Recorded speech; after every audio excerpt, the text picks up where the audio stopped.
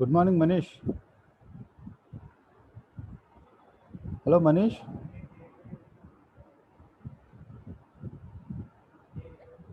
Hello, Manish. Can you hear me? Yeah. Okay. So should I just all are connected, or should I check my PPT? You just check it once. Okay.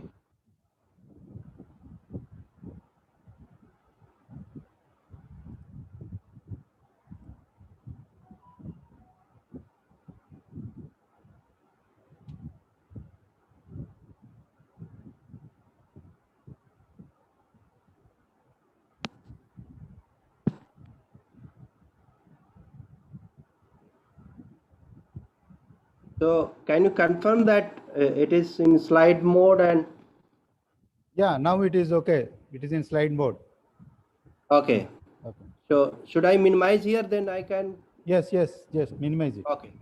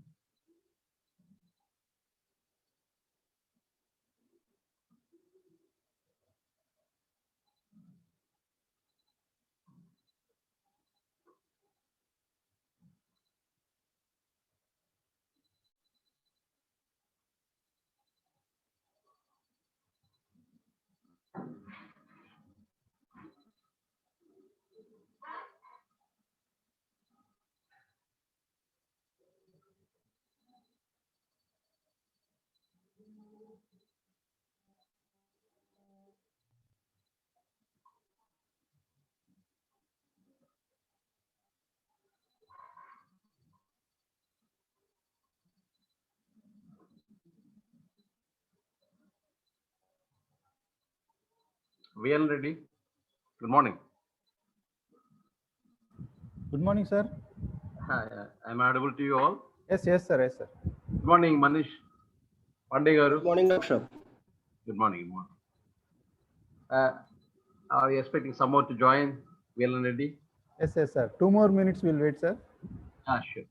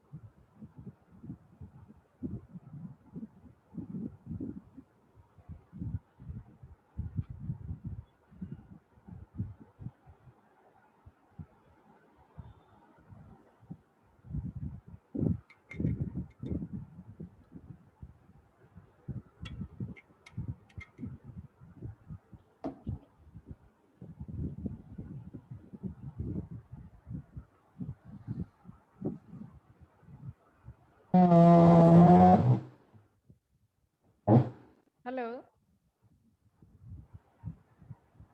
Hello, good morning, madam. Good morning, Manish. Good morning, madam. Good morning. Good morning.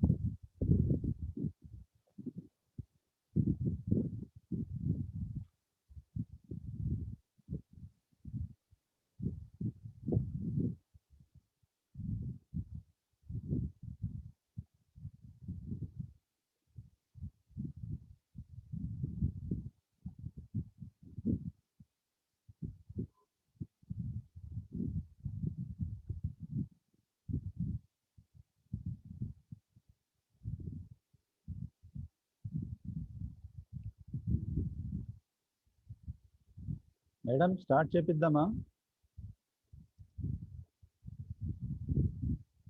Madam,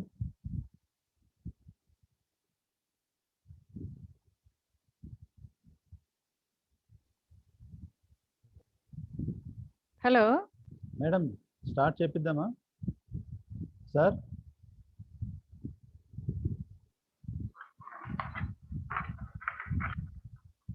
Hello. Madam, Okay. Start చేయండి. Participants ఉన్నారా? 27 వచ్చారు madam ఇప్పటికి. సరే అయితే start చేయండి. చాలండి. Sir ready sir. Yeah, I think, yeah, well and ready. Sir. Yeah, audible to you? Yes sir, yes sir. Okay, how many are you expecting? Like there are 27 now? They may join sir. Okay, being చేద్దాం అయితే. Yes sir, yes. Okay. Good morning to all of you. It's my great pleasure to extend a warm welcome to our guest lecture to be delivered by eminent scientist Manish Pandey, senior scientist working in ICRISAT, Hyderabad, on the topic integration of next generation technologies for breeding climate resilient groundnut varieties. This lecture is being organized by Department of Genetics, Plant Breeding, and as well as Department of Molecular Biology and Biotechnology of Esper College, Tirupati. On the behalf of faculty, students of Esper College, I extend a warm welcome to all of you for this guest lecture. It's a great pleasure for me to extend warm welcome to our Honorable Vice Chancellor, Dr. A. Vishwanath Reddy Garu, as well as Dean of Agriculture, A. Pratap Reddy Garu, and Dean of PG Studies, Dr. D. Balagurave Garu, and other university officers for today's guest lecture. I take this opportunity to welcome all scientists and students in our university, as well as in other state agriculture universities and various institutes across the country. Now I request Professor and Head, Madam R. P. Vasanthi Garu, to kindly introduce the speaker to our scientific staff. I request Dr. R. P. Vasanthi kindly introduce the speaker. Thank you, sir. Thank you, Sir, madam. really, it is a pleasure to introduce Dr. Manish K. Pandey, our guest speaker today. I know him from a long time, sir. From 2011, we worked together for the development of high oleic and high oil varieties. That is under Isopalm Pandit project. Of course, that was led by, at that time, Dr. S.N. Nigam. And Dr. Manish K. Pandey, he's played key role in developing identifying the molecular markers for the identification of this high oleic content in the groundnut. And he led that team in developing these molecular breeding tools. And it ultimately resulted in the development of 2 high oleic groundnut varieties. Actually, recently, our Prime Minister, Honorable Prime Minister, released 17 biofortified groundnut biofortified varieties in all crops. These 2 high oleic varieties find a place in that among that 17. I am glad to share this, sir. This is actually a mutual effort. Of course, together we have done it. ICRISAT, DZR, ANGRU, and TNAU and JAU also. 5 partners. We have together helped each other in development of these 2 groundnut high oleic varieties. And apart from this, I want to share many things which about Dr. Manish K. Pandey. He is a great friend of us. He is not a new person to many of us, at least for students as well as breeding faculty. And now I just want to throw some light on where he studied, and all these details also I want to share with you. Apart from what I had, the experiences which I had with him from the last 7 to 8 years, from 2011 onwards. Actually, he did his PhD in genetics in Osmania University while he was working in ICAR, funded this Indian Institute of Rice Research, Hyderabad. He has postdoctoral experience also for 2 years from University of Georgia, USA. He is now adjunct professor of University of Queensland, Australia, and he has many contributions. Apart from this, this what I have told, and he has played key role in the sequencing of reference genome of diploid progenitus of groundnut and subspecies of our cultivated tetraploid groundnut, that is Hypogaea and Fastigiata. He has played a key role in sequencing of these two items, and he has developed gene expression atlas of groundnut, and his contributions include SNP genotyping assays in groundnut. Apart from development of diagnostic markers for many important traits in groundnut again, and he actually has pyramided many genes of economic importance through marker assisted selection in groundnut again, and he has published more than 150 research articles, international journals of repute like Nature Genetics, PNAS, PLOS, Molecular Plant Breeding, Theoretical and Applied Genetics. He has published in international level, highly rated journals, and he has been invited by many as a speaker for many international conferences, recognizing his ability and his knowledge in molecular breeding, and he has reviewed many research proposals submitted for international funding also, and he is fellow of many scientific and professional bodies, and he is now associate fellow of National Academy of Agricultural Sciences, India, Telangana Academy of Agricultural Sciences, Andhra Pradesh Academy of Agricultural Sciences, and member of National Academy of Sciences, and he figures in the top 2% of highly cited researchers in 2009 as per the compilation of Stanford University, USA. At present, he is leading the groundnut genomics team at ICRISAT in Hyderabad in the Center of Excellence for Genomics. This is all about Dr. Manish K. Pandey, and he has, of course, good contributions in molecular breeding, especially with respect to groundnut crop. Now, I request Dr. Manish K. Pandey to go ahead with his presentation on the today's topic, that is integration of next generation technologies for breeding of climate resilient groundnut varieties. I request now Dr. Manish to go ahead with your presentation. Good morning to everyone, and thank you, madam, for nice introduction. And it's always very happy, basically, to interact with you all. And thank you, sir, for arranging this symposium, basically a seminar for students. And thanks to my friend Vilen Reddy. So we are very good friends, and I appreciate his efforts in research.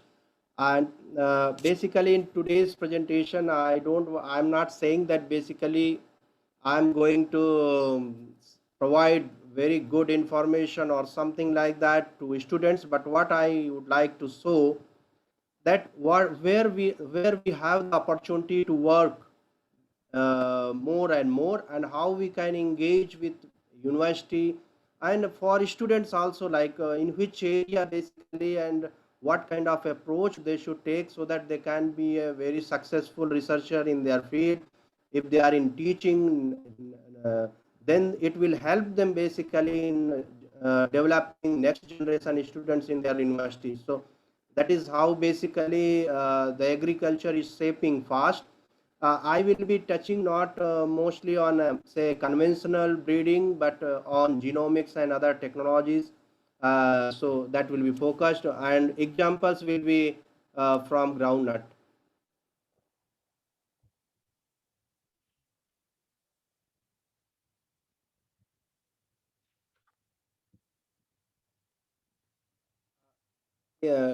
Is my presentation slide is seen?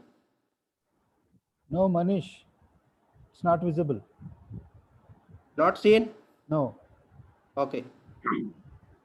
1 minute, please.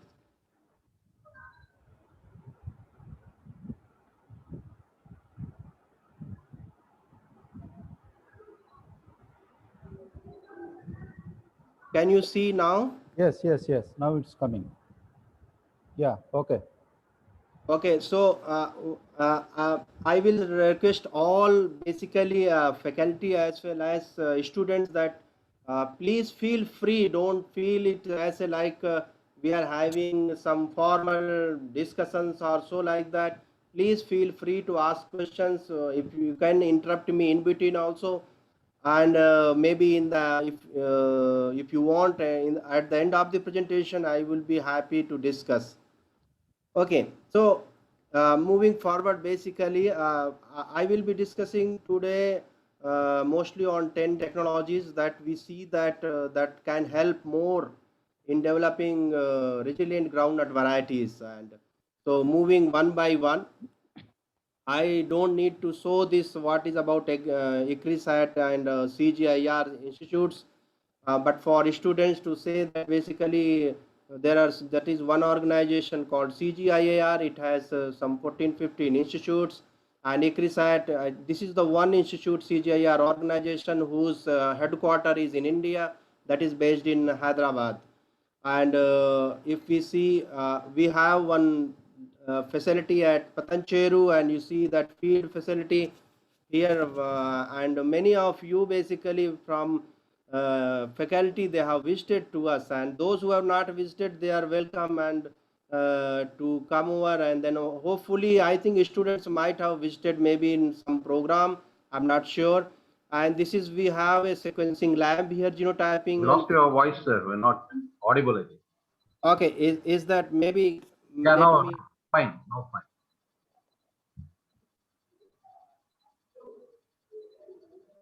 can I use this microphone?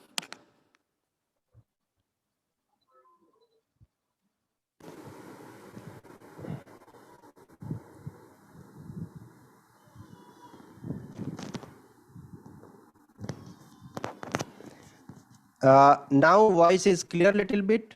Yes, yes, it is clear, Manish. Manish, I think Okay. it is clear. Okay, thank you, thank you. So if we see basically like as field you have seen, basically this is aerial picture, and ICRISAT, one main feature for students basically, because in this location we have two kinds of soil, black and red soil. So I think that was the most important selection criteria to host this institute at this place. And we have here like a sequencing and genotyping facility that you can see here.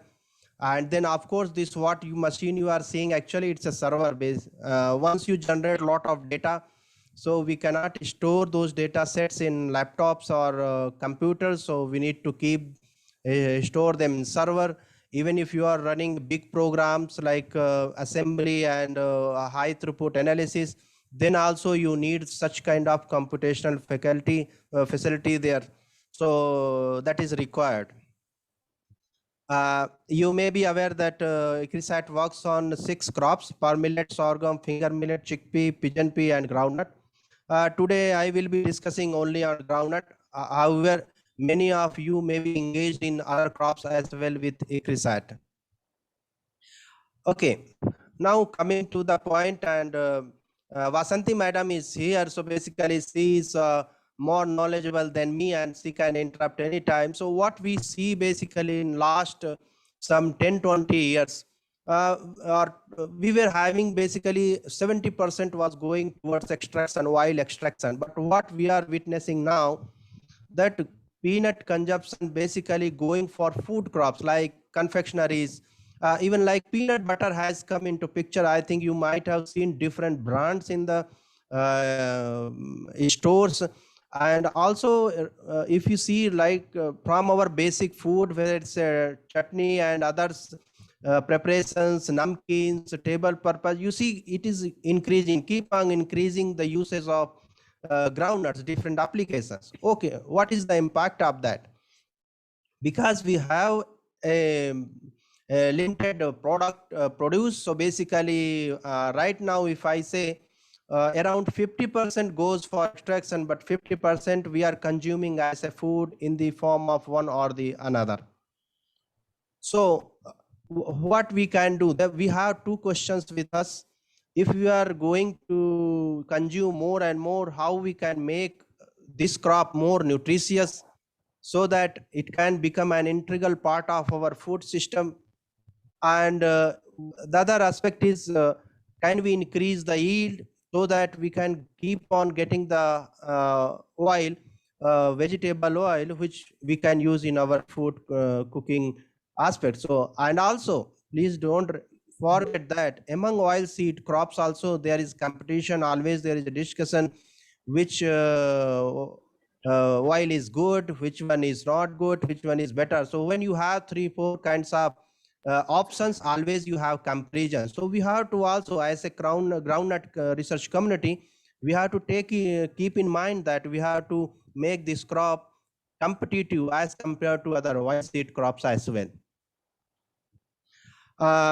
If you see from the picture, I think you are all aware, this left side is like say hunger. So you just keep on focusing this yellow area, that, and you can see entire India comes into that picture. And that is how you see basically in this region as well, that you see here, it's not almost red, but you can see that yield, there is impact of climate change. Here you see temperature and other things. What I mean to say here, that we have challenges and our area is limited. So basically we have to come up with some strategy that we can get more produce, high quality produce from the limited area that we are producing. Okay, I will just take a minute on this slide. So how it works basically when we say we are using genomics in crop improvement.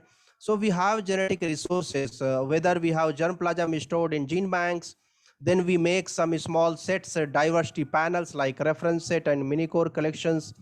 Then we make some crosses and develop genetic populations. It can be anything like recombinant lines, magic, nested association mapping populations. And then you develop elite cultivars, mutant populations, and you do phenotyping. So basically you have all these information keep on generating in different germplasm set. Now, genomic resources, yes, for anything to do in genomics, you need to have a reference genome. It is a similar like for breeding. If you want 2 genotypes minimum to cross, then only your breeding will start. But in genomics, you need a reference genome in a similar fashion, that from here all genomic science starts. Of course, core and pangenome are important. I will discuss later how resequencing germplasm is helping in mapping and characterization. Why gene expression atlas, diagnostic markers or candidate genes are required. This is an important segment here, cost effective, high, mid and low density genotyping assays. So basically whatever we have in the terms of genomic resources, we need actually low cost genotyping. So that means the breeding program that has less burden of using genotyping technologies when that is integrated in the breeding program. I will discuss at later stage how it is going to be cost effective.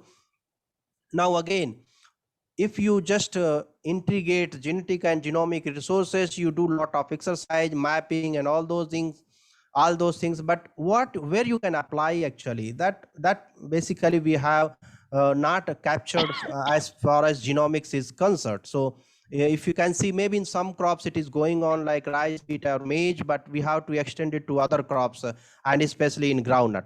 Of course, we have low cost genotyping assays, and then you can check duplication in. Hello? Yeah. Duplication in gene bank and genetic diversity. Yes, that is one aspect. Of course, discovery and marker development that already going on. Everybody is aware. Marker set selection, I think most of you have heard, basically it is going on. Genomic selection, this is one new approach that we have to adopt. If we are using wide genotypes, basically distantly related genotypes, then we have to check for wide crosses linkage drag if we are not bringing the undesired reasons. Hybridity confirmation, protein assessment, that is actually has come up actually large acceptance now. I will talk about this segment in one of the slide. And seed system, we have not explored actually that how we can use markers in checking the seed protein, the seed system, so that the farmers, whatever seed they are receiving, that is of high genetic purity. Okay. Now let's go one by one to these approaches. So, like genomic resources and genetic resources that I talked just to discuss in one slide. Then we'll discuss what kind of genotyping assays we have developed and where we are working, gene discovery and diagnostic markers, then how we are using these information in the breeding, genomics enabled breeding. Now what is next? So new approaches. There is one new approach called haplotype based breeding that is coming up. We have not yet started. We are working on optimization of this approach. Gene editing, I think many of you have heard, and this is one of the important aspect. I think one of the good development basically that will change the agriculture in a large way. Page, what is that? Basically how we can accelerate the process of gene editing, and then for even smaller effect QTL. So right now when we talk about gene editing, it's for like genes for having large effect, but Page is also for the genes with a small effect. So that is only the difference. You might have heard for speed breeding actually. So that is actually the rapid generation advancement. How we can fasten the process of breeding, like if we are taking currently a time maybe 14, 15 years to develop a variety, how we can reduce it to 9 years or so. Again, seeds, single seed based chipping genotyping, basically I will show one of slides, and then of course phenotyping is key. So nothing can be important than phenotyping. That remains the key for entire exercise.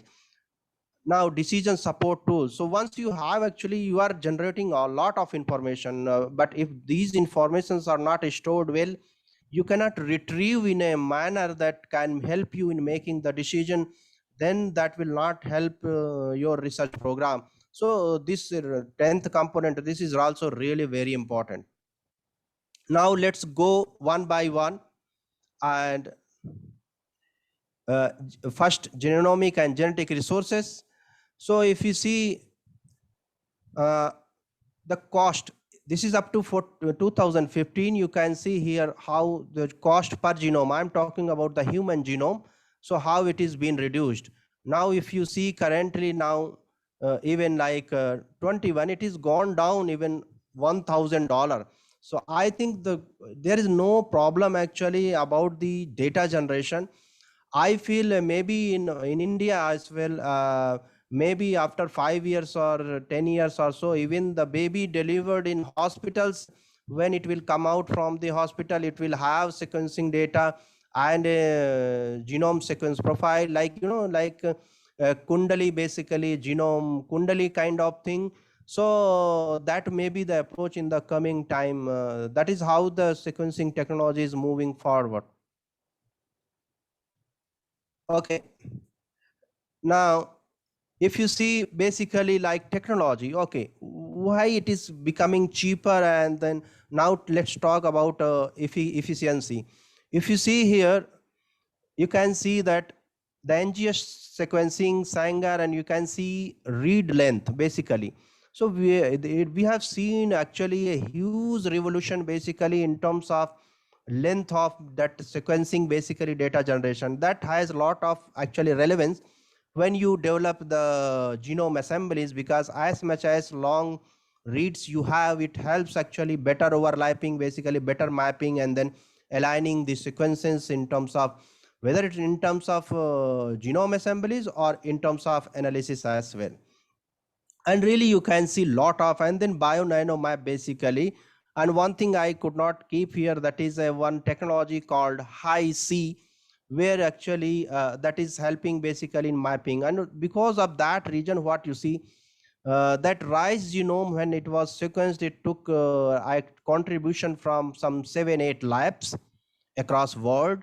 And then also it took around years to develop those sequences. But that is not the case now.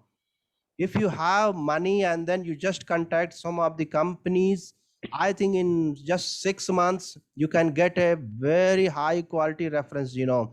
So that is kind of basically, you can see evolution, and it has helped actually even developing reference genome for even for the most complicated genomes, like tetraploid, hexaploid. You can see that you might have observed about wheat genome also came into high quality genome. So that is also now available.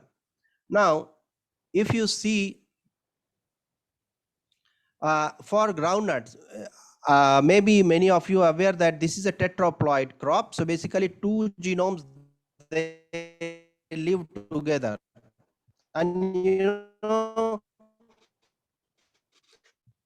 these 2 genomes are very work together very well, and that is what the phenotype we see in groundnut field. But this is not like basically as simple as we understand. There is a lot of genomic exchange going on between these subgenomes. That's what we have learned from these genome sequencing. In 2016, we have seen reference genome for A genome subprogenitor, that is A. duradensis, and then B subgenome progenitor, B. ipiensis. Also, we have seen the Arachis monticola, actually. That is the hypothesis basically that these together they have come and they have developed in basically into the monticola, and then which gave actually the current tetraploid, that is Arachis hypogea. Okay. This is Arachis hypogea. We have seen 3 genomes actually. So, sorry. So you can see groundnut has 2 subspecies, hypogea and then fastigiata. So the Spanish bunch actually we grow in India, that comes under fastigiata. So there are 2 genomes for that. And these 2 genomes, the genotypes, they are coming from China. And you can see the approaches like HiC and PacBio and BioNano. So basically these genomes are of really very good quality because most advanced technologies have been used. And so these genome sequences are available. And because of this technology and approaches, also you can see more or less same genome size, but you can see a lot of differences in the genes. And this is why you can see basically why this is differences, because each genome and then assemblies, and then once you go for annotation and then all those things, it depends on the assembly, and then it will say how many genes are there. Many a times if the assembly is not good, maybe same gene you are counting many times. That is why this gene number increases in many of the genomes which are of low quality. Okay, now the question is, if we have one genome, is that enough? Can we do all the analysis? The answer lies, just we can think of ourselves in India itself. We have see how many states. Each state is like a country, like diversity we have. So basically, if you have a reference genome for one Indian,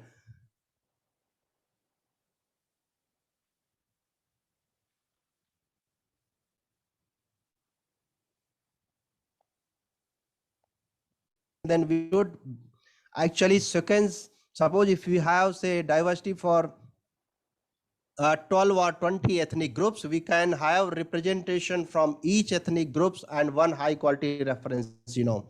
That the approach should be.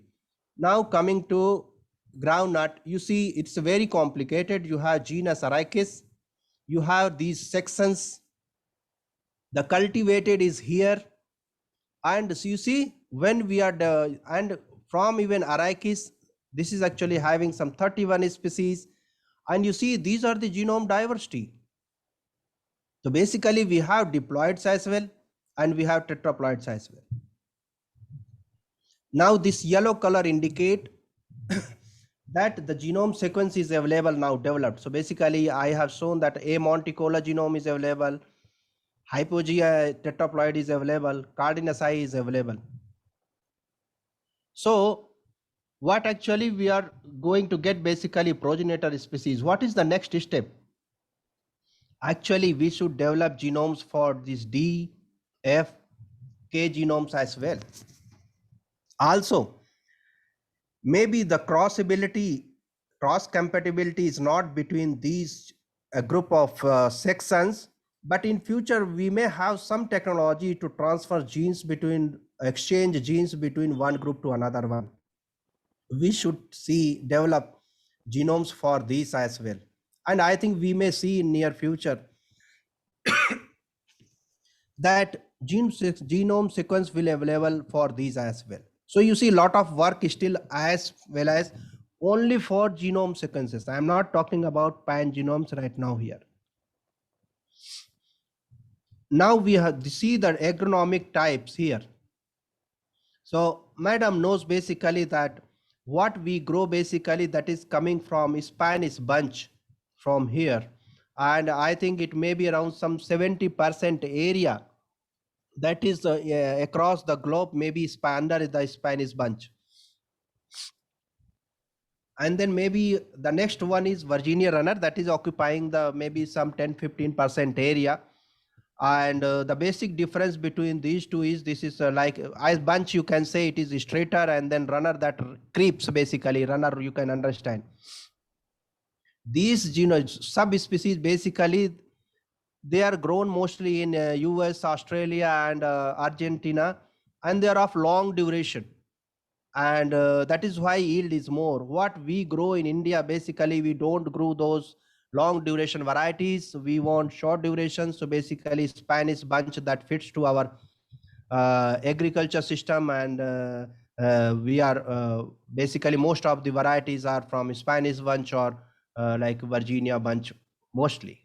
If a seed diversity, if you want more seed, because there is a difference now for confectionery. So once if you want confectionery means you want large seeded, so you need to have some different kind of plant types. So that is required. Okay, now let's move to this pan genomes. This is just a representative picture. What you can see basically, you see here. So if you we want to develop pan genomes for this Arachis section only, we should have these genomes, and then we should genotype, actually sequence the genotypes from these groups, and then we can develop these core genomes. And what is that core genome? Let's understand in a simple words. If suppose if we want to develop a core genome for say Angru staff basically, so we should sequence actually the genome sequence of all the stuff, and then we align them to reference genome, and then we identifying because each one will be having some diversity, so we map those diversity, we know those diversity. And then suppose if you have a genome of say 2.8 GB or so, then it will become more because you have added the diversity from different genotypes, basically from different people to that. So basically what you are seeing basically, genome is, it is from one genotype, but core genome is basically that is genomic content of a group of genotypes belonging to that species, subspecies also, in a simple words. Okay, why there is more complexity in groundnut you can understand. And for students I will say basically I will share this presentation, and I think madam and Ellen Reddy, you can please share these with the students if you want. So there is no issue, so that the references I mentioned, they may someone maybe like to explore those references. What we have seen, this is a hexaploid crop. What we have seen basically, why multi-genomes required? Because we have seen large interrogations. We say it basically that this is a hexaploid, nothing is happening basically between subgenomes. We have seen translocations between 5B and 7B, that is you can see clearly here. Even you can have lot of inversions and copy number variations. So this we already knew that this is happening in several crops. But some of the things that happens actually mostly in tetraploid crops, we are also seeing some of these things. So, and even in groundnut also it is reported that although we say that basically A genome, B genome, they don't actually interfere each other, but actually they exchange regions. Even that is why you see a lot of diversity because of that as well. Okay, what is this gene expression atlas? So basically, as I mentioned in the genome, that suppose let's take example, there are 58,000 genes total. So what we wanted to see here, we wanted to we isolated RNA from different tissues, and then we have seen what kind of genes actually expressing. So these are the expression atlas basically. So you know which part, which genes are tissue specific, which genes are expressing in more than one tissues, all those information you can know. Sorry.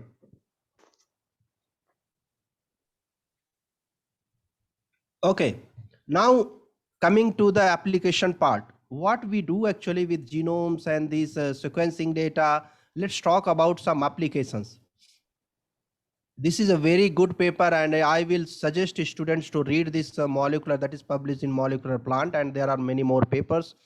You can see many technology array based. That means you identify some number of SNPs and they will fix it. That means if you identified 50,000 SNPs, the genotyping data you will get only for those 50,000 SNPs. This is NGS based. So in these approach actually sequencing happens and then you get genotyping calls. So basically here you get random calls, not the defined calls. Now, because this was the cheaper little bit from this technology, so now new approach that is targeted GBS. That means you can define and then you can call this GBS has targeted GBS. That means you can define the SNPs, and while sequencing, after sequencing, you get calls for those sequencing as well. So this is, I think, one of the most now important targeted GBS approach. I think the next set of technologies, mid density, high density, they are defined based on these, and this is a little bit becoming cheaper now than these two approaches. These you know already. I think these have been in the discussion Caspase through LGC, or you can have Tagman. I think these the two ones basically what I mentioned here mostly you will find in big institutes or in private companies where they have thousands of samples. So these instruments cannot be all the instruments what you see, all technology. We need not to have these instruments with us because these technologies are changing in next 3-4 years. Your instruments are outdated. So we need to have developed assays, and we should get those services from these companies at a cheaper price. How much cheaper? I will be giving some of the examples. What we have seen basically, we have moved from SSRs, you know, now we are not using SSRs anymore. We tried DART when genome was not there. We have stopped that one as well. Yes, of course, we used Caspases, but we are using now in a larger context Caspases. GBS, yes, we are using because this is one of the cheapest way of genotyping. So we are using whole genome resequencing. This is actually costly. It is very difficult to afford. If you can afford, of course, this is one that is best. You can use it. This is the fixed array that we had developed with 58K SNP arrays. This is the low density, that is 10 SNP panel in terms of Caspase. Actually, the technology is CASP, and at Intertek, so you can get data for 10 SNPs in just $1.5. For example, around 100 rupees you can get for 10 SNP data. Currently, we have developed now again a targeted GBS based. That's what I mentioned, 5,000 SNP mid density assay that you can develop maybe some $6-7 just and 5,000 SNPs. I think this will be the one of the cheapest technology I will be having in next slides. If you are going for fingerprinting, genetic diversity, trait mapping, genomic selection also for a little bit, and earlier we were using for markers based varietal adoption also, we used 58K SNP arrays, and you know you can get data for 58,000 SNPs in just $55 per sample. GBS is cheaper, but you can't get exactly the same SNPs you want in each generation. If you want these SNPs, you will be getting random here. And but this is a little bit cheaper. You can get in $25 to $30 per sample. Whole genome resequencing, this is the costliest approach. If you have good money in your pocket and you have good research funding, then you can afford to go for a whole genome sequencing in your mapping approaches.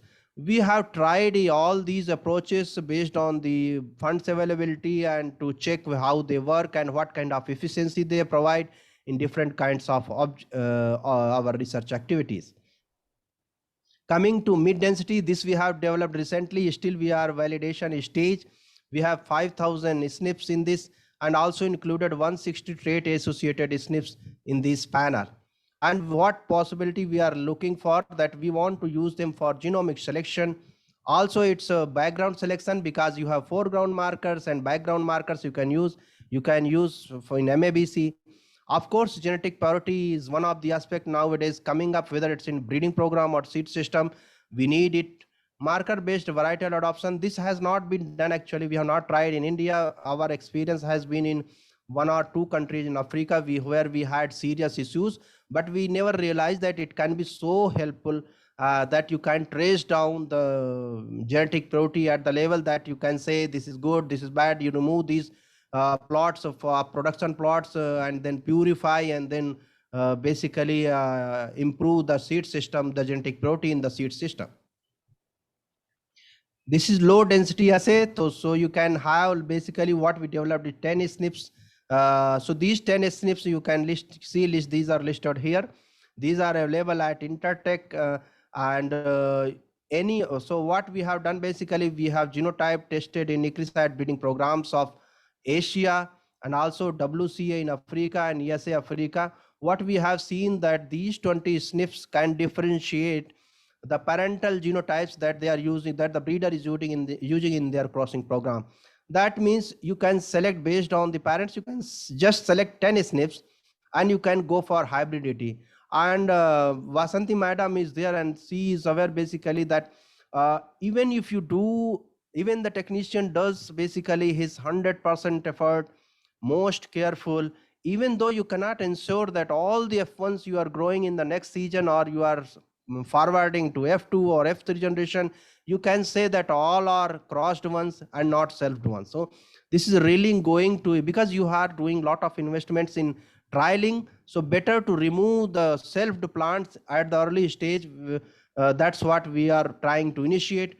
We are working now with ICR, DGR, US Harvard, and then madam here, Arya Tirupati, and then trying to basically do for these SNPs for their program as well. Okay, now those are the genotyping assays that we have, and then cost, basically. And so if I say mention here like F1 hybridity testing, so if you want to ask me, suppose how much money, so if you select 10 SNPs, and suppose if you are using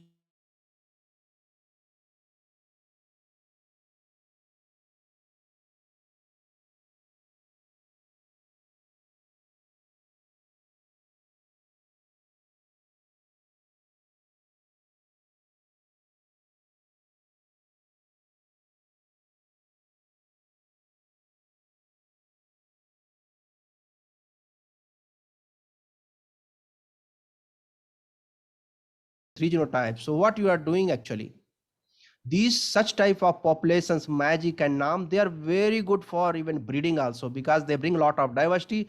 So breeders like in MAGIC, reshuffling of genomes of 8 genotypes, and then you get those lines here. They are really very diverse and very good selection material for breeding. Also, these are very good for mapping also, because they help us in mapping multiple traits and also at the high resolution levels. So that is the advantage. Of course, among the breeding approaches, you have seen several examples from MAS. Many times you see marker state selection, MABC, all those things pyramiding, but the principle is same. You have diagnostic markers and you are just selecting those lines in your breeding program. The new one is like genomic selection. We will talk about it, how we move forward. So we are working now basically MAGIC and NAM approaches kind of thing. Okay, to give some examples, basically like sequencing based, what we are using at ICRISAT. So one option is you sequence the complete population. Then another approach is basically you only sequence the pooled samples. You might have already read in your textbooks that about bulk segregant analysis. So this is based on that you club basically the like 20 highly resistant and highly susceptible, then they make 2 pools and then go for sequencing. If you want to complete, like if you have less money or basically you want to go try with GBS, this is less costly as I mentioned. But if you want to go for whole genome resequencing of complete population, really it's costly. But it's help us in conducting high resolution mapping. You can directly land up to genes and those functional markers. Again, QTLC can mute map and SegBSA. These are just a little bit changes in the name, but you can see pooled samples. So these analyses are different analysis that is happening on the pooled samples and the parents. how we have used in the program. Let's go, so that will help you understanding in a better way. I mentioned GBS genotyping by sequencing. Yes, it is less costly. So basically, we just first try whether the population is good, phenotypic variance is there or not, whether to invest more. So we go just like GBS first, and then see whether this population is good enough to invest more. We have conducted forest stem rot resistance, some preliminary study with DGR, and then most recently, basically one student, Mr. Virendra Kumar, Dr. Vasanti madam suggested, and we have this student basically, and he's supposed to work on this aspect, and we are expecting that from his work we will have the clear-cut genes and markers for one of the most important disease in groundnut. So in maybe 2 to 3 years. So most probably he will start working with us by end of this year or early next year. Again, if you, as mentioned, our one of the US colleague, they have a lot of money. So we asked, okay, let's try for whole genome sequencing also.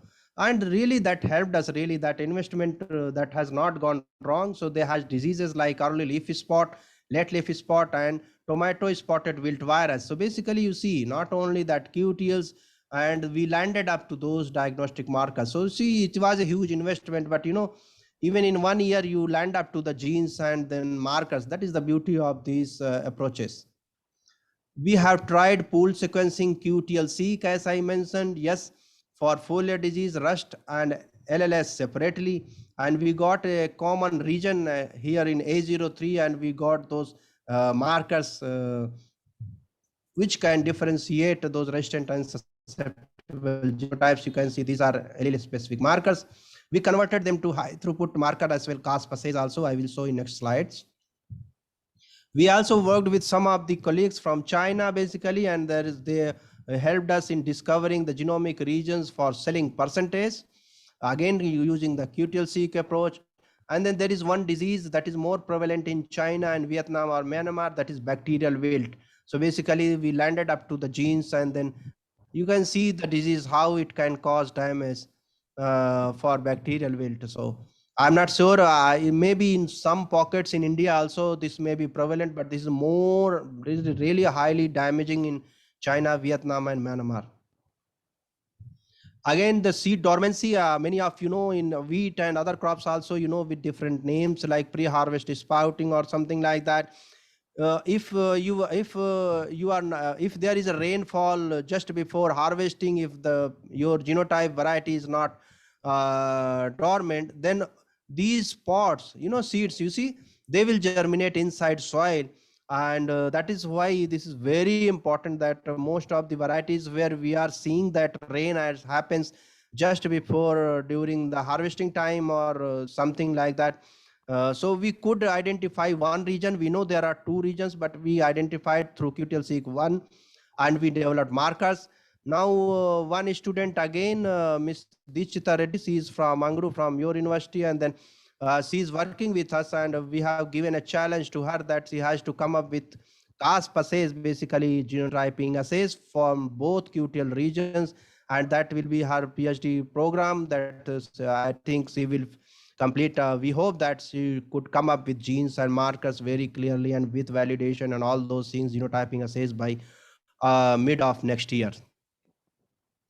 Again, seed size, because you know, groundnut, you know, because of different uses, there is a demand basically. So large seeded groundnuts for confectionery, many times small seeded as well, like say Mars chocolate that wants to keep the small seed inside the chocolate. So you know, there is companies, basically different applications coming up.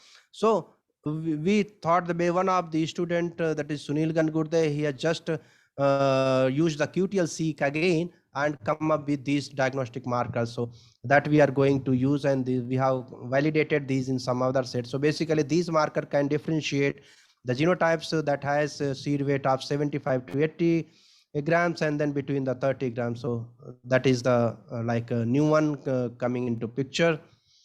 Okay, this is the new one of the student Vinay, that is now working on QTL-seq, but the basic result as far as now we have, that we identified for Halm weight visual corrosive rate and SCMR. Actually, RNA efficiency, if you see, I could not put here phenotype picture, but yellowing actually the leaves, they become completely yellow if the soil is iron deficient, and that impacts actually the chlorophyll content as well. So we got one common region between this SCMR and visual corrosive rate.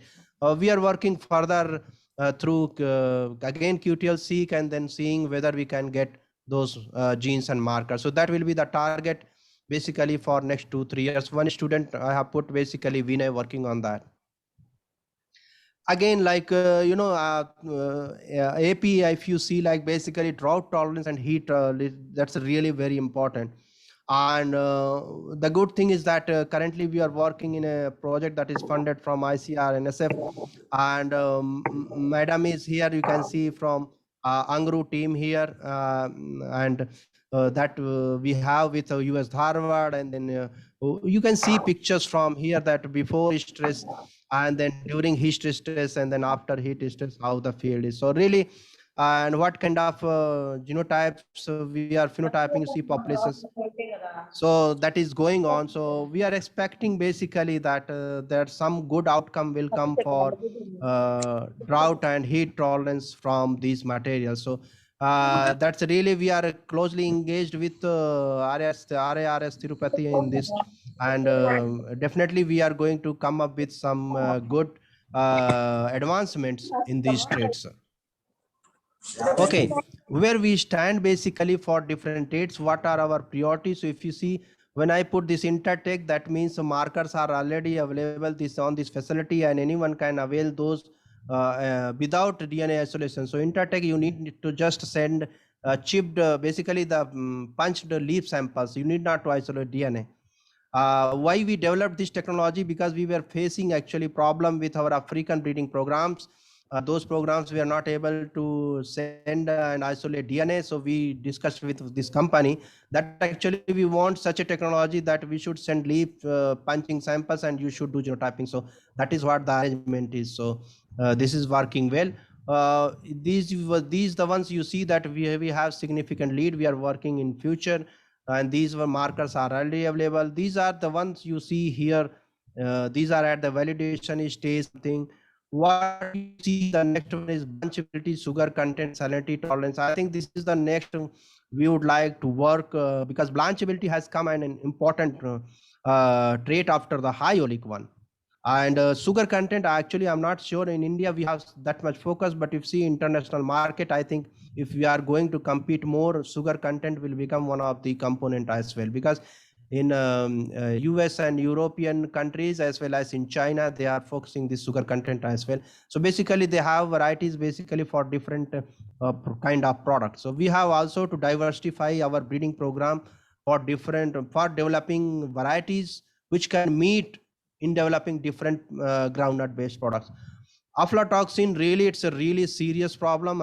Really, we cannot say basically at this stage that we got very good breakthrough, but basically we are working on that continuously. If we can get something which can even develop markers which can have even 20-30% efficiency in selection, that's also fine, because this is a really very serious issue because of this lot of exports that is being rejected from India and the European Union. Basically they have very stringent and they are not allowing more than say 5 ppb or something like that.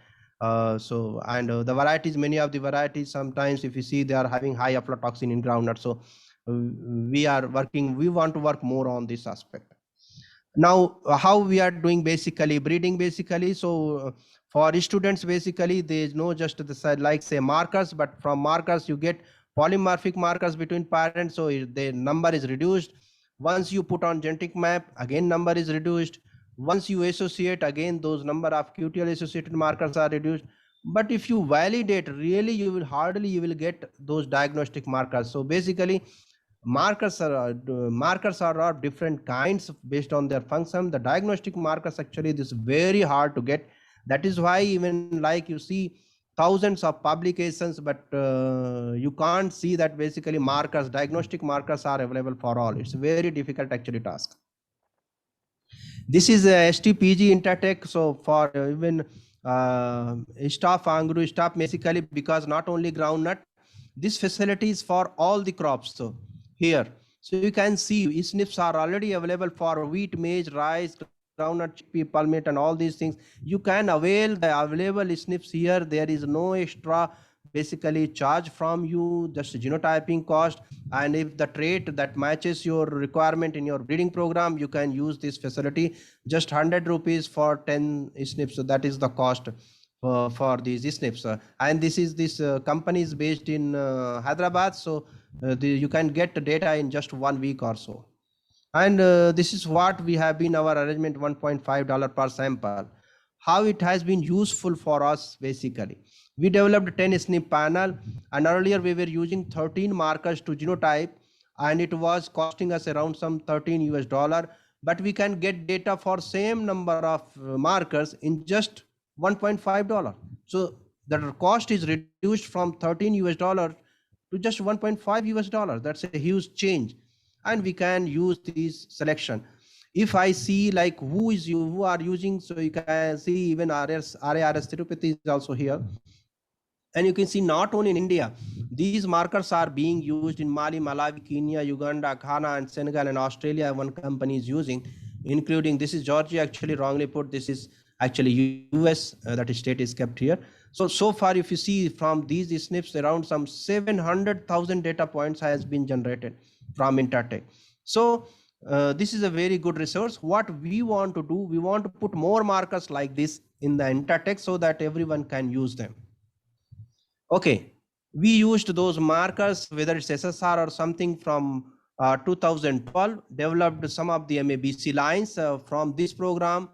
For foliar disease, you can see this is a susceptible, this is resistant, and once you put transfer QTL from here to here, the plant is looking like this, and this is resistant. So 2 lines, 3 lines, they are already waiting for release in ECRIP. Hopefully, 1 or 2 lines will be released this year. Coming to high oleic, what Vasanti madam was telling, that really we developed together. This is one, and this variety you can see high oleic. Suppose this is, you see here high oleic is just around say 40-45%. And this sun oleic, that is genotype from US, this is around 80%. Once you transfer those FAT2A and FAT2B mutant alleles from here to here, you can see many lines. You see here, you can see these lines having even better, sometimes better than the sun oleic. Now, what happened to these 2 lines? These released as a Girnar 4 and 5. So basically, earlier we did not have any high oleic line in India. So basically, these are the first time that high oleic varieties are available. Vasanti madam was also mentioning that these 2 varieties, so Girnar 4 and 5, these are dedicated to nation by PM Modi Shah on 16th October 2020. You can see Girnar 4 and 5, they are here. What we see basically in near future, that there will be competition among oilseed crops. And now, so whether it's a sunflower, whether it's a soya bean or anything, then all the oilseed crops has to have this high oleic trait, because it has 2 importance. One is for consumers, it gives a long shelf life. The another is basically the health perspective, good cholesterol. So it is a win-win situation for industry and also for consumers. What we have done, basically, we have pyramided now this foliar disease resistance and high oleic through markers in the genetic background of GJG9, GG20, and this GJG HPS1 variety. These are of different botanical groups. There is one more report basically through an student, basically Kadari 6, you know, that is very popular in AP, that is been improved for high oleic and late leafy spot resistance. And you can see some of the derivatives from it, they are from Kadari 6, they have high oleic. So I think some of the lines that madam may be evaluating and then finding out if some are good for replacement for Kadari as a high oleic, because Kadari 6 was is already popular in AP.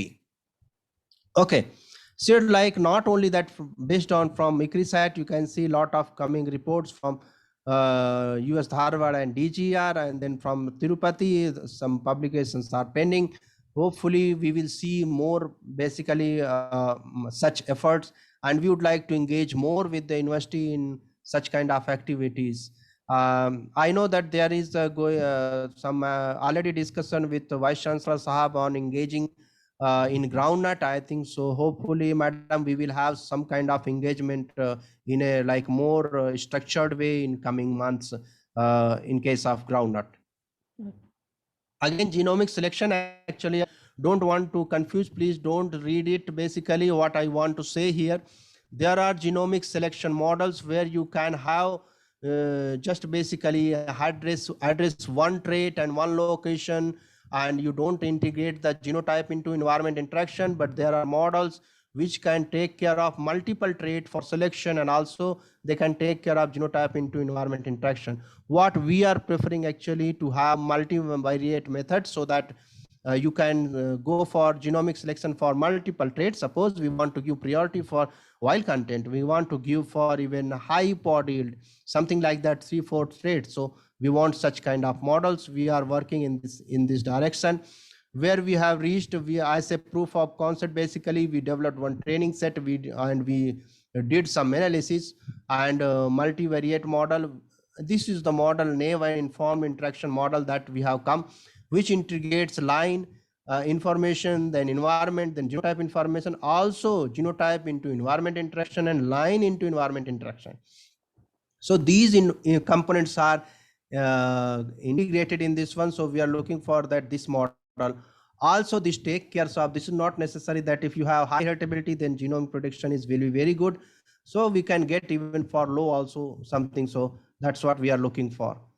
Further work is going on. We have one project with Rosary Institute, and we can see this two-part strategy. What is this two-part strategy? Basically, you have founder parents we are using already. You make crosses and go for genomic selection. This is product development. But suppose when you are developing these elite lines, advanced breeding lines, you want to replace some of these lines to your parental founder parents.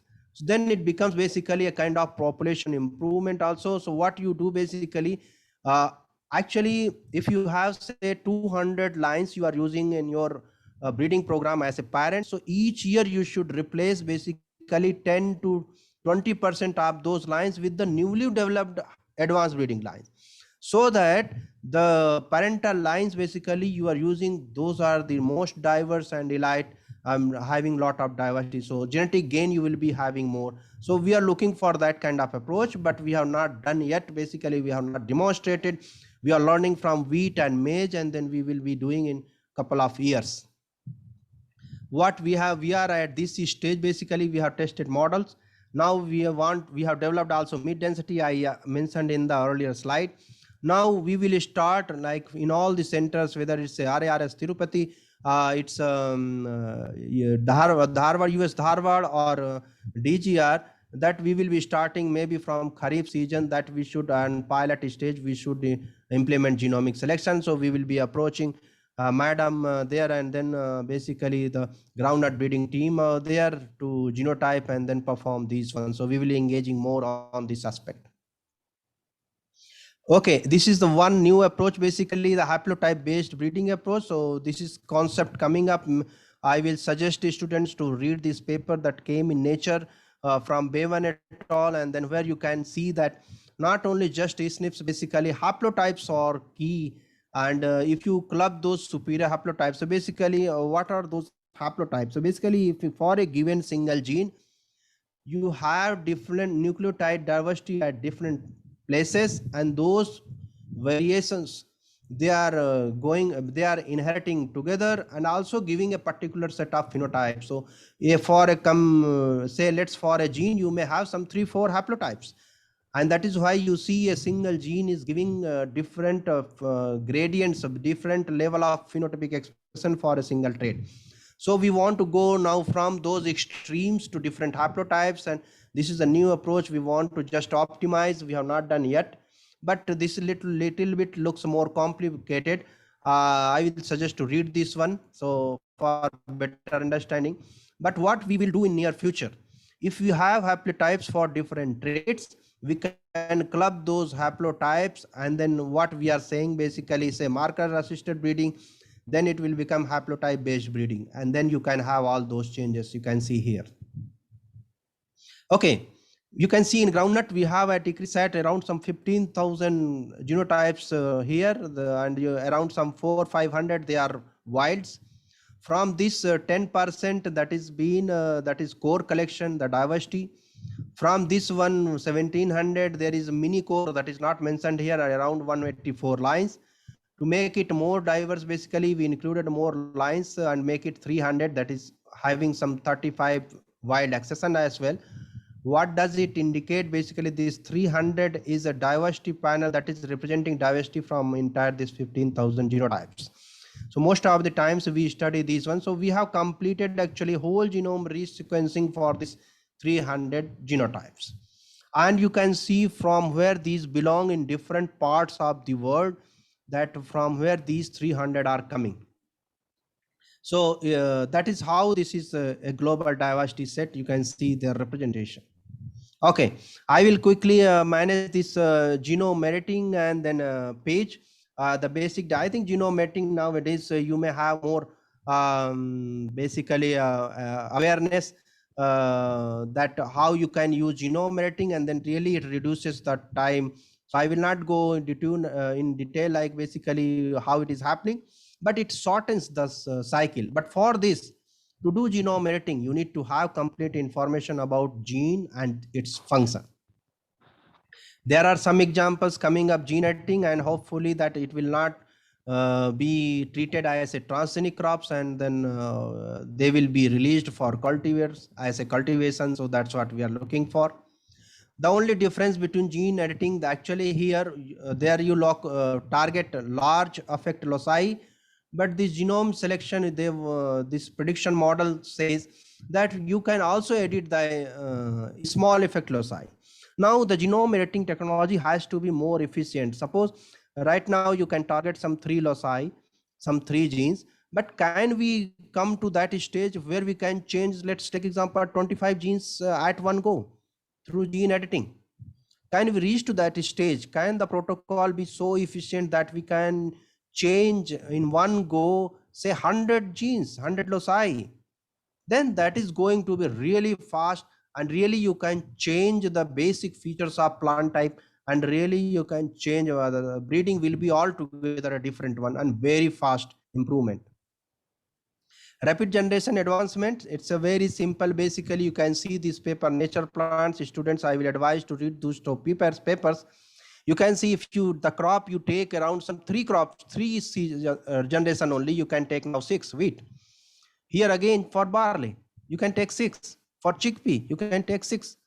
Canola also, you can take 4 seasons. That's why that's how it is happening. What about groundnut? So where you can reduce, basically from crossing to inbreeding, this you cannot reduce. Testing and seed increase, you cannot reduce it. But you can reduce from 3 to 7 years to 1 to 2 years of this crossing and inbreeding. So there speed breeding can help you. For groundnut, so far what work is, you can get 3.5 basically season. That is a report from University of Southern Queensland. At ICRISAT also, Janila built up a rapid generation glass house, and easily she can take 3.5 season in these glass houses. I think we need much better protocol where we can, suppose if you want to just do generation advancement from F4, F2 to F6, we can do in 1 year. So that kind of approach we need to go maybe in some 2-3 years. Again, seed chipping. So maybe seed rate is the problem in groundnut, but that also has some advantages of being a big seed. You can chip. So earlier what we were doing, we were planting, and then we are collecting leaf sample, then we are sending for genotyping. It is taking around some 35 days to get results. What we are doing now, suppose if we have say 3,000 F1s, we are chipping them before, like say the planting is in June, we are doing in May, that we are chipping some 3,000 we chipped in last season. Then we are sending to Intertek for genotyping here. And then the one positive ones out of 3,000, suppose 500 or 1,000 we want to plant, only we are planting only those. How it helps? It helps in reducing actually the number of seeds to be planted. And also we get this information in 15 days, which seed to take forward.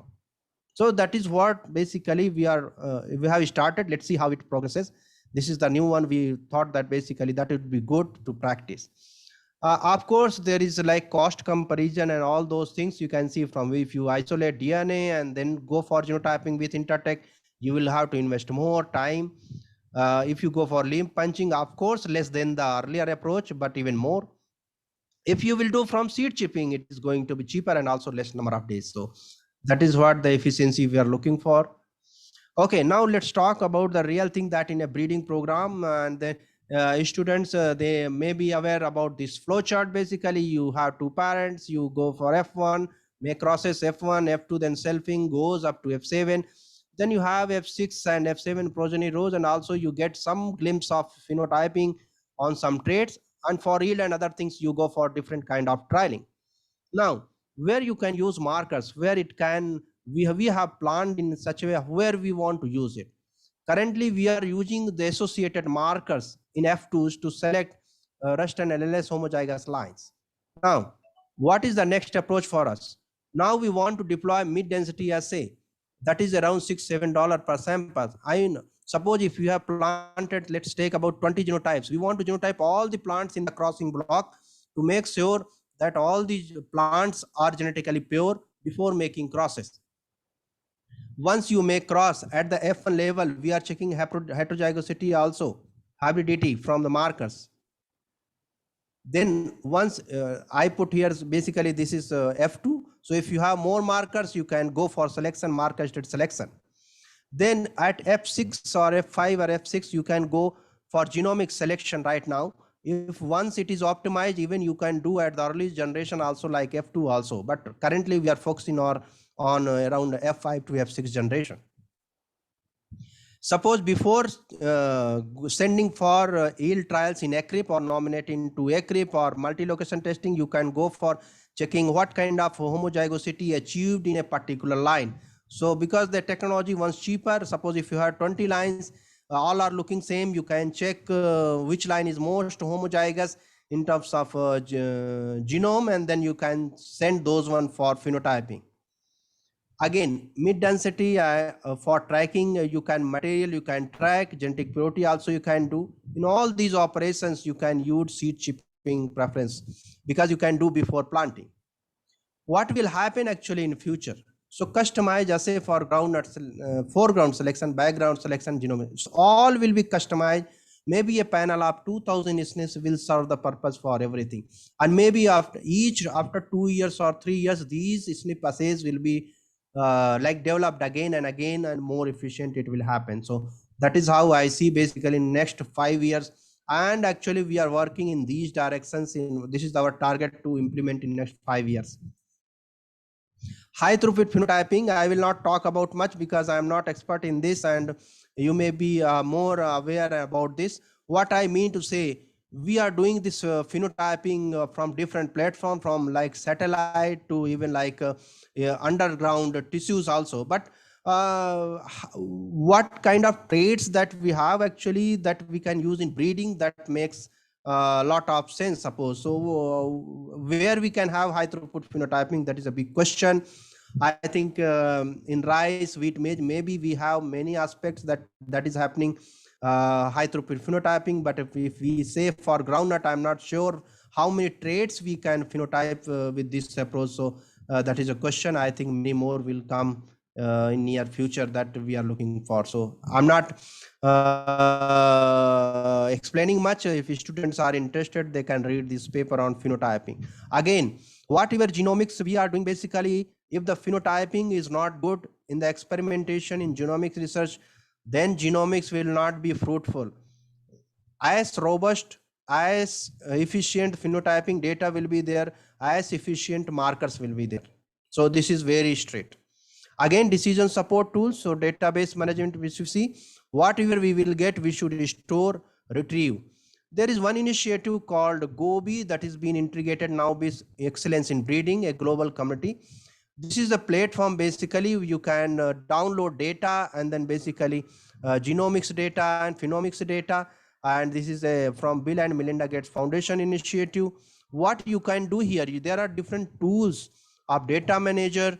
You can also do genomic selection. There are tools in that. You can also, this is a service provider there, you can just get service. And also there are some tools for MABC if you want to see whether how much genome recovery, all those things, if you put genotyping data. So many of the tools, it is under development. Some are available, some will available soon in coming up future. So this is one initiative.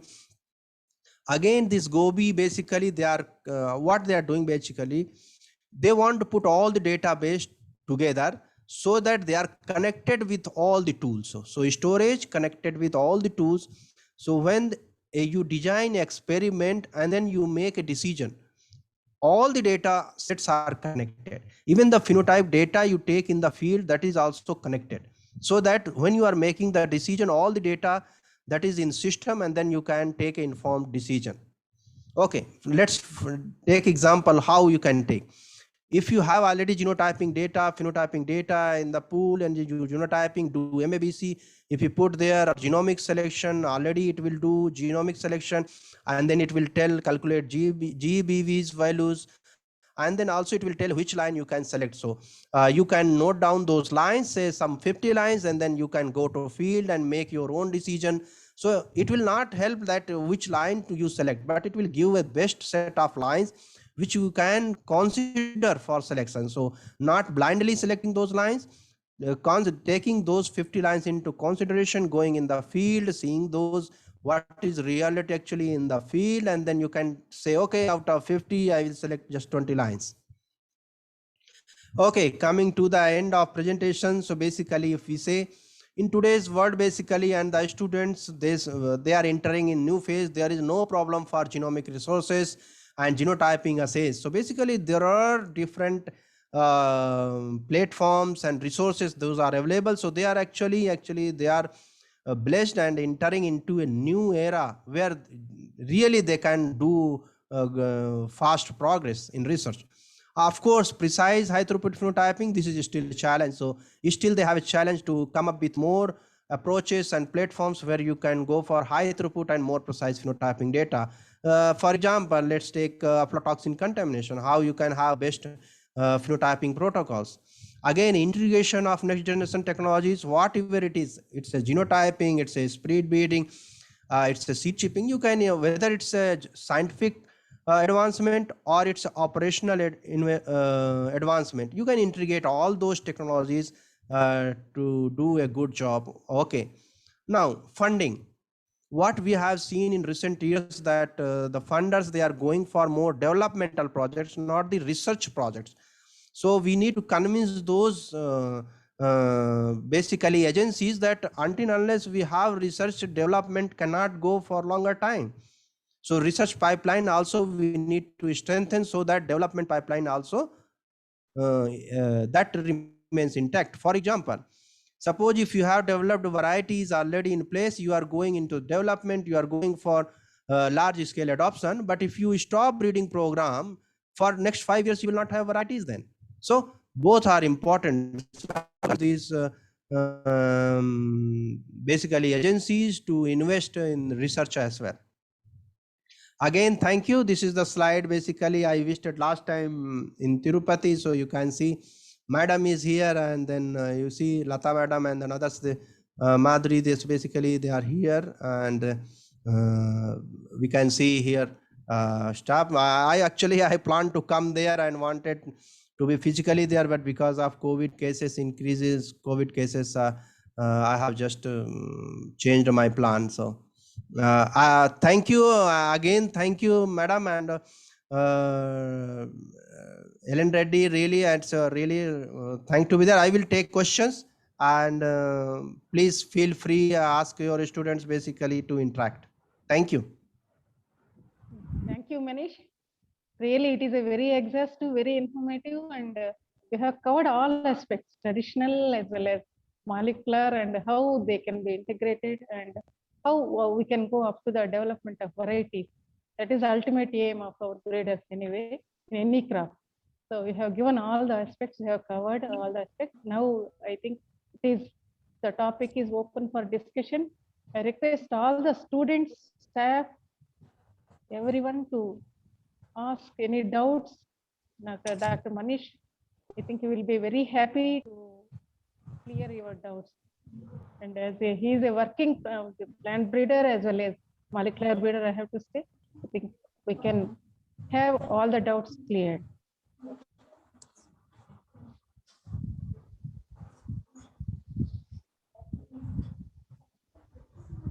Students, please.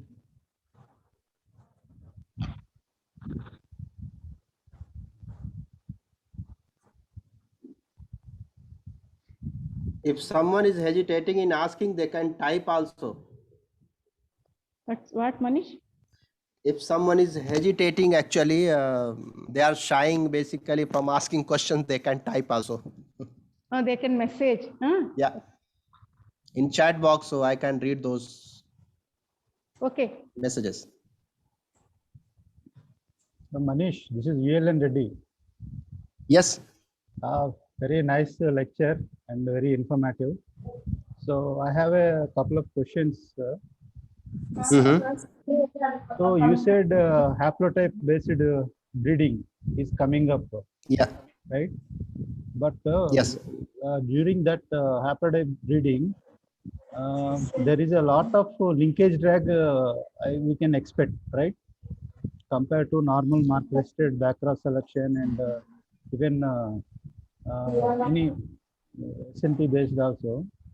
But if you consider a lot of SNPs, we have to take a lot of undesirable characters also. How do you address this problem?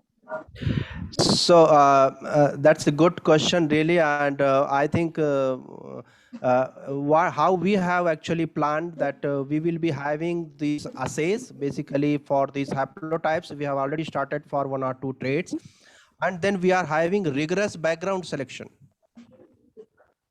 Okay. So because this mid density, as I mentioned, actually that is like a must have genotyping, and it is really cheap. Basically it's like 5,000 SNPs, just $6.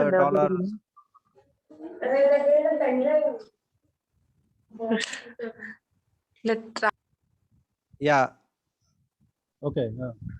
And I see one question actually, that is how we can go evaluation of traits in speed breeding. There is one question, let me answer. So basically right now you can only during speed breeding, let's take example. Suppose if you are forwarding, let's take from F1 to F5, or let's take example from F2 to F6 in a same year, then you will be having phenotyping chances of very less traits.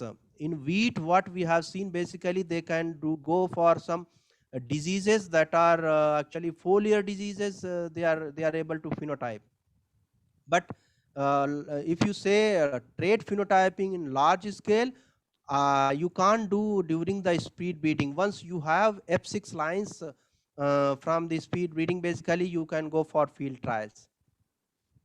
So basically this generation advancement is used to fasten the process from F2 to F6, reaching F6 faster, so that you can go for field trials.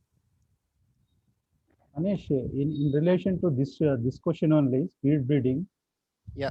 So while selecting the plants, we speed up the life cycle, right? Yes.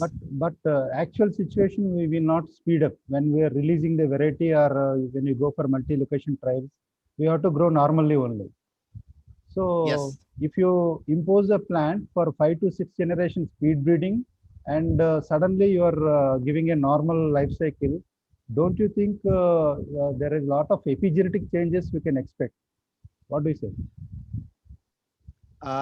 That's very relevant question, and that is why, so basically what we are following from the University of Southern Queensland and University of Queensland actually, and based on their experiences, so what they are saying that so far they are receiving basically those kind of effects that you mentioned in not all the plants. Okay. That means basically, of course there will be, and they have not yet measured basically, frankly speaking.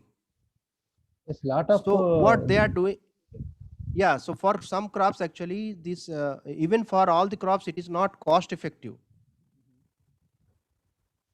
But for wheat, like some crops like rice, wheat, maize, and sorghum, because they can grow thousands of plants in a like a small area, so they are increasing the population, and then once they have seeds from those plants, they are putting in field and then rejecting if some plants are not showing even like a normal growth habit also. So that's your point is very valid, but while working we have to see how it reacts. So Yes, yes, lot of DNA methylations and histone modifications we can expect.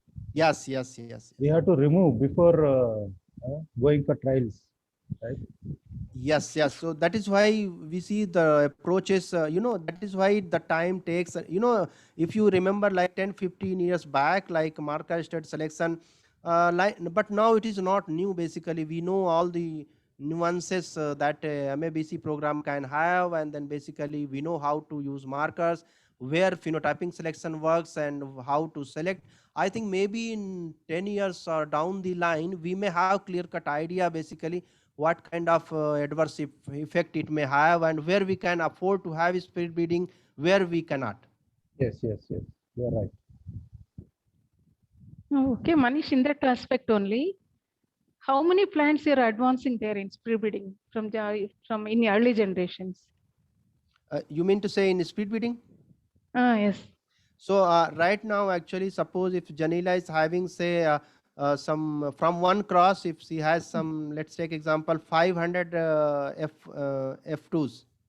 Okay. So even before planting in the speed house, that is this actually Okay. speed The breeding controlled house. greenhouse, Okay. we are genotyping through seed chipping. So for 500 it is reducing, let's take example some 150. So then F3 only if that have F3 Yeah, 150 are then going what on. we are Okay. doing, we are trying to Okay. put all those plants Mhm. and then going for a single seed descent in all the generation From F3. from F3. Okay. Okay. F2 Then there is also, okay. even Oh, F2 okay. plant also will be in that house to just reduce the time cycle and get few seeds out of them. Then you are targeting only specific trait there. We are not the integrative selection is not there, no? Then Yes. with That I respect agree. to That all is other why, traits. Hmm? that's right, madam. That is why this speed breeding is not in routine. We are just Yes. trying with, suppose, let's take example for high oleic. Yes, we can go Okay. with that, because we Okay. know very clear that if you put these fatty 2 genes Mm. there, Mm. FAD2 genes, then you will get high oleic. So you can go with markers and go generation advancement for Mm. up to F6, and then you can go for field trial, something like that. Okay. Because other crops, they have more flexibility of traits and markers selection at the markers, they don't need to phenotype, so Mhm. for them it is more efficient basically, I will say. Okay. For all So this other is crop to characters also crop they and can trait. do. Okay. Yes. Even there are questions, madam, seriously, Mm. for abiotic stress like drought tolerance and then heat stress.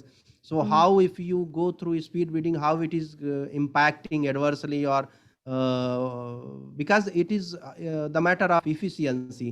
So Yes. that we have to see basically down the line how this technology helps. Yes. Is there any variety that has come out by adapting these technologies recently in any So, crop? not basically not in groundnut, but basically university, this southern Queensland and actually Australia. This is a routine Mhm. process now for wheat and barley. Okay. I think So I wheat think some there may be varieties have sooner. been I am released. not. Okay. I'm not sure if it is released, but I don't have that information. But I see a lot of publications reaching out to up to the field trials that there are lines they have reached. So I'm not sure whether they have gone to farmers level or not. I don't have information. Okay. Okay. Thank you, Manish. And one more question. No, you are Yes, talking madam. about diagnostic markers. We are more as breeders, no traditional breeders. We are more interested in that kind of diagnostic markers where we can use them immediately without any risk, without any what is that? Yes, lab, very good lab like that. No, is it not? Diagnostic markers. Hello, Yes. Dr. Manish, are you Yes. hearing? Yes, I'm listening. Is it possible to develop for these traits like drought and this high oil also, high oleic? High oleic, of course, we have some gene specific markers. Still, there are some problems, no, which is to use it routinely. Can we do something Okay. like for LLS and rest, what kind of diagnostic markers just now we have? Can it happen in these for these traits also? Yes, so basically for developing markers, so if we have really very clear-cut phenotyping, our protocols like you mentioned, HiOlic and Rust and LLS, definitely these markers are useful. As you mentioned for drought tolerance, actually it's a really very broad word. So because in drought tolerance, so far from physiology side, or we have not come to know that which component trait you improve and then you get a drought tolerance. Yes, yes, that is Like true. in chickpea, there is a some report that if you increase the root length, then the plant will become will show some kind of tolerance. Tolerance, yes. But in groundnut, we Different have not component come to traits. that whether you increase the root length or something that. Actually, these markers actually they are associated with the phenotype, and if you have perfect phenotyping protocols, then only markers can be developed. Suppose Okay. for the traits like say, if you say heat tolerance, as such for heat tolerance, it's difficult to get for marker. But for what you can get markers, suppose for wilting, as we have seen when I visited your field there, what we have seen wilting trait. So marker can be for wilting trait. Whether the wilting is associated or helping selecting towards. Hello, hello, hello, Manish? hello. There is some break. Yes, yes. And she's thinking that for drought tolerance, we should target early vigor. Okay, one of the traits, important traits. Yes.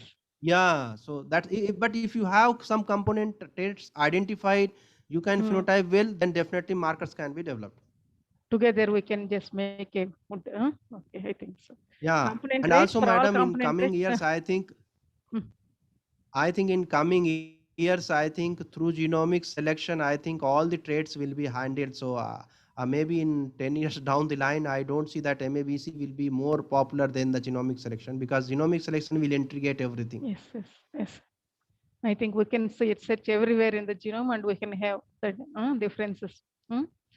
I feel. Yeah, even No genomic doubt. selection as a tool, it's not only just for breeding selection, but now we are thinking that even you want to replace 20% of founder parents you are using in breeding program. So that is also can be done through genomic selection. You can select those diverse lines, and then replace them. Okay, okay. Thank you.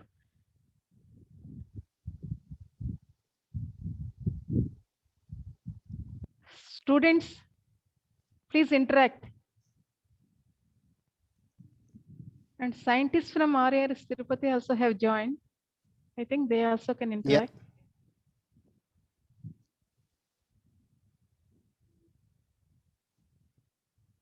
It is a really very good chance for you all to interact with Dr. Manish. Yes. Has taken a lot of pains and has presented very well and informative all the information he has given. I think definitely there should be some doubts you can clear. Even some basic questions you can ask students. You can they can ask anything. Basically, don't Anything. feel it like basically very formal also. So don't worry about that. Otherwise, you type also. You can just send the message. To I Manish. just gave a mail ID He'll be also, very madam. happy. Okay. Genetics@gmail.com. If Okay. anyone have any doubts, you can mail him also. Yeah, and I will be sharing this presentation to you, madam, and then Will and Reddy, and then basically you are free. You just please share them, and then not an issue. They can go again those references and read it, and if they have some questions, definitely they will either come to you or they can mail to me. Okay. Okay. Okay. Definitely, Manish. And madam, maybe one more progress. Basically, I think we are in discussion with Vice Chancellor Dr. Vishnuvardhan Reddy Saab, and then we may have some good plans in coming months to engage more in groundnut research. Oh, okay. Thank you. Really good, Manish, Dr. Manish. I think Yes. it is a very good opportunity for all of us, both from your side and from our angle. Scientists will be definitely benefited.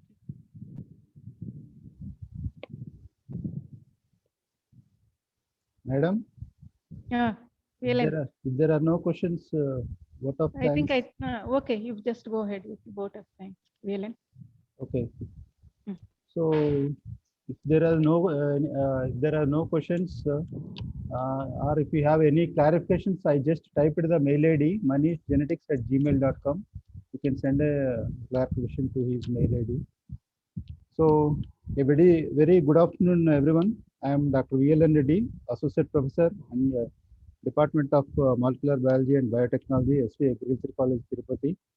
I am here to present the vote of thanks for today's guest lecture.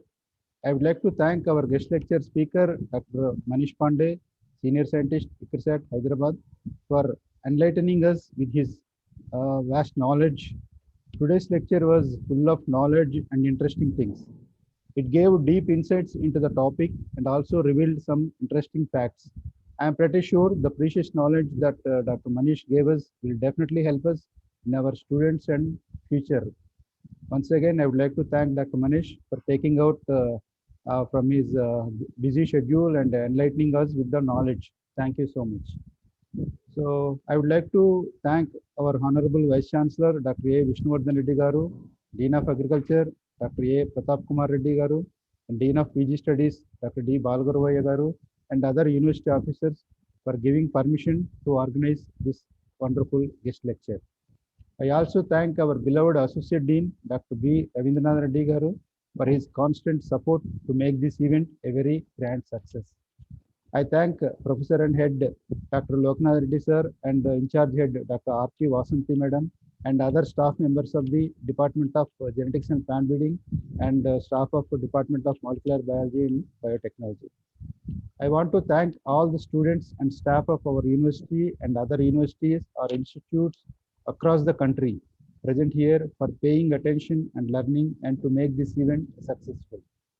I also thank all those who assisted directly or indirectly to make this event successful.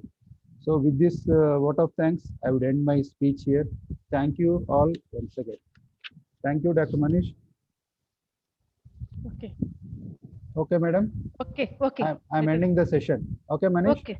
Okay, Manish, okay, thank is you, there thank anything you. to share, Manish? Okay. Uh, uh, Thank you. So basically, it's a good one, and Dr. Veeran Reddy is my good friend, and I have learned a lot actually from Vansati Madam, and that is why when I come there, I interact more. I will try to come over there, and I will be available whenever. Suppose if you students want to interact, if you want to have informal session, something like that, please don't feel hesitated. Just contact me. I will be engage. I would like to engage more and more as I can. And thanks to like entire management, basically university, and then all of you for calling me here again and having this discussion, all those things. So thanks again. Oh, See thank you, all soon. Manish. You are welcome any time. Thank you. Okay, thank you, Manish and madam. I'm ending the session. Okay, madam. Okay. Okay. Thank you. Yeah, thank you. Bye.